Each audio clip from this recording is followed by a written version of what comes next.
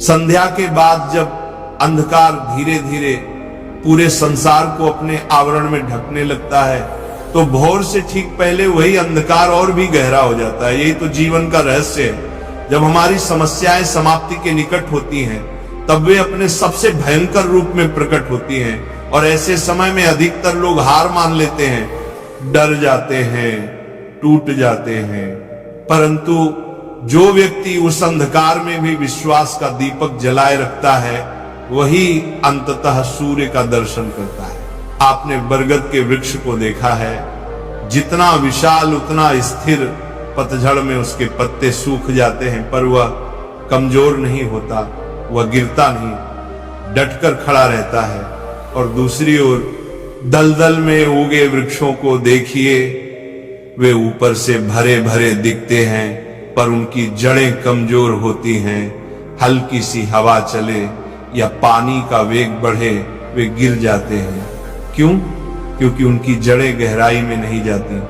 मनुष्य भी ऐसा ही होता है। जिसकी जड़ें धर्म, सत्य और सदाचार की भूमि में होती हैं, वह हर तूफान सह लेता है। पर जो अधर्म, असत्य और छल की भूमि में उगा है, वह समय की एक मार भी नहीं झेल पाता। अब निर्णय आपका है, आप बरगद बनना चाहते हैं या दलदल का वृक्ष। भक्तों, हमारे जीवन में मित्र और शत्रु दोनों ही बहुत महत्व रखते हैं। हम दिन रात या तो मित्रों के बारे में सोचते हैं या शत्रुओं के बारे में।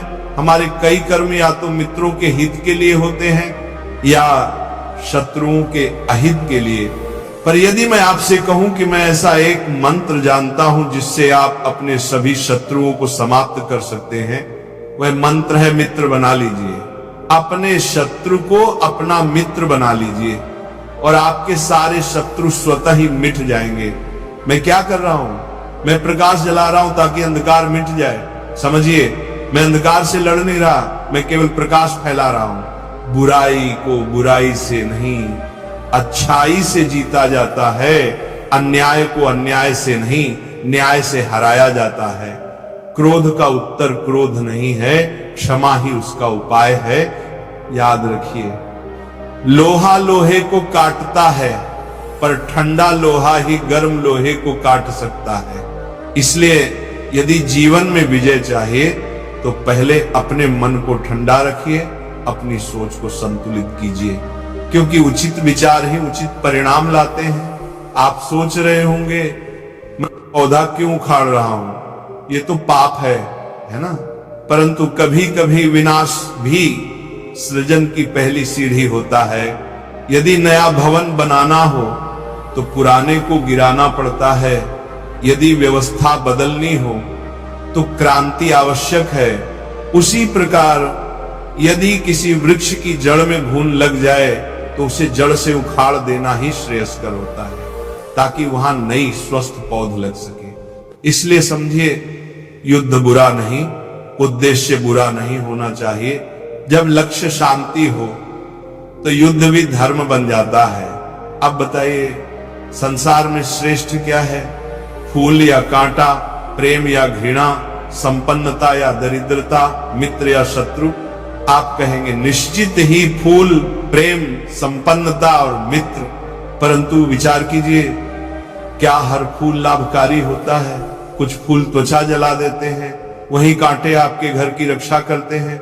वह प्रेम श्रेष्ठ नहीं जो आपको अंधा और पक्षपाती बना दे, वह घृणा श्रेष्ठ है जो आपको सही राह दिखा दे।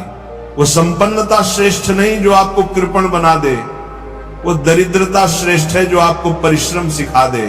और वे मित्र श्रेष्ठ नहीं जो कुविचार दें, श्रेष्ठ तो वे शत्रु हैं जो आपको सुधारने की प्रेरणा दें। इसलिए जीवन में हर घटना, हर भाव, हर व्यक्ति के गुण, धर्म को पहचानिए, फिर निर्णय लीजिए कि वह आपके विकास के लिए है या पतन के लिए। अब एक बात स्वर्ण की, हमें सबको स्वर्ण प्रिय होता है, पर क्या आपने सोचा कि वो बनता कैसे है? जब स्वर्ण धरती के गर्भ से निकलता है तब वह एक कठोर पाषाण जैसा होता है, उसे पिघलना पड़ता है, बार बार हथौड़े की मार सहनी पड़ती है, फिर काट छांट और परिष्करण के बाद ही वह आभूषण बनता है। ऐसा ही मनुष्य भी है। जिसे जीवन का आभूषण बनना है उसे तपना, पिघलना और गढ़ा जाना पड़ेगा। यही आत्मनिर्माण की यात्रा है। हम सब सुनते आए हैं वीर भोग्य वसुंधरा, पर वीरता क्या है? क्या युद्ध जीत लेना वीरता है? नहीं, साहस है कठिनाई के सामने डटे रहना। वीरता है उस कठिनाई का उत्तर परिश्रम से देना, और शौर्य है बार बार गिरकर भी उठ जाने की क्षमता। जो व्यक्ति गिरने से नहीं डरता वह कभी हार नहीं सकता।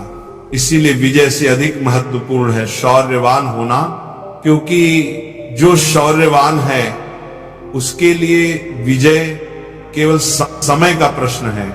राधे राधे प्यारे भक्तों, याद रखिए जब अंधकार सबसे घना होता है तब भोर निकट होती है। डटे रहिए, जमे रहिए और अपने भीतर का दीपक बुझने मत दीजिए।